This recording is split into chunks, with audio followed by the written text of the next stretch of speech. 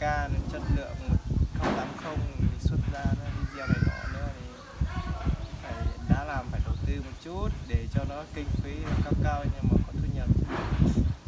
YouTube nó không có tiền đó. 5 triệu đổ lại thôi.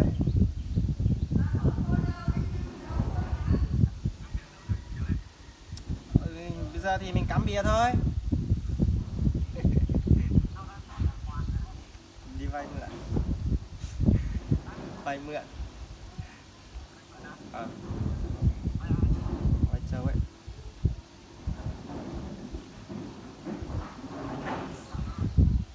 Cái này không hẹn ngày không hẹn tháng đâu, chỉ lúc nào có lúc nào giá thôi.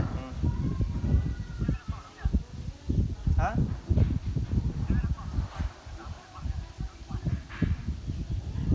Không biết, hôm qua vay thì nói cũng dễ dễ thôi nhưng mà hôm qua nhiều ông cười quá, nói là cũng phải cho hay sao, không biết là nó còn cho hay không.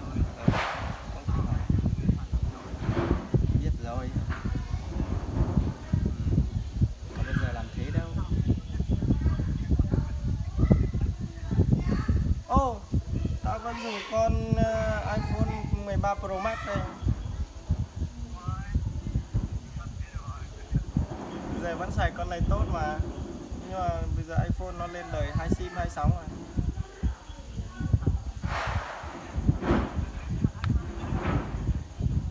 Chắc chắn nó phải nhái rồi, không nhái sao gọi được.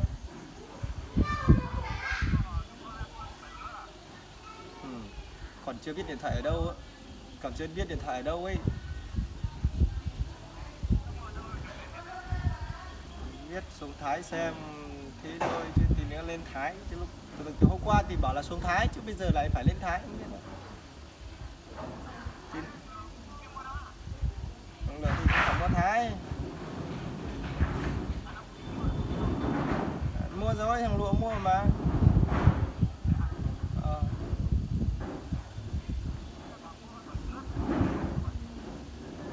Nhưng mà con đấy họ đang dùng với giá đấy thôi. Còn bây giờ mà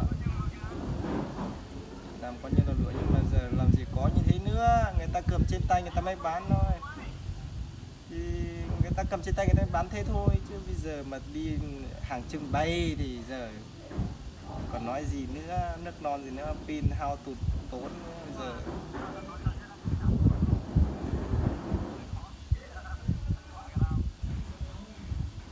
Bây giờ tầm này dùng lâu thì quen rồi.